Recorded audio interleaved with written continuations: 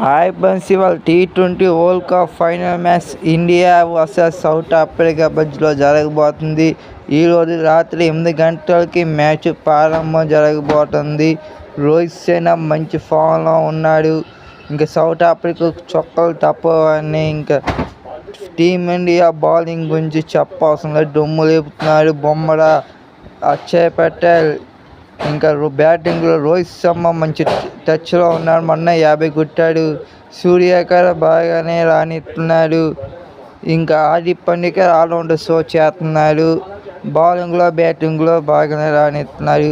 కోహ్లీ ఇంకా ఫామ్లో కొట్టేసాడు. ఫామ్లో కొత్త ఇంకా సౌత్ ఆఫ్రికా చొక్కలు తప్పవు. ఫైనల్లో ఎవరు గెలుస్తారు కామెంట్ చేయండి. ఇండియానా సౌత్ ఆఫ్రికానా? ఇండియాలో రిషబ్ పంత్ బాగానే కీపింగ్ చేస్తున్నాడు బౌలింగ్ కదా.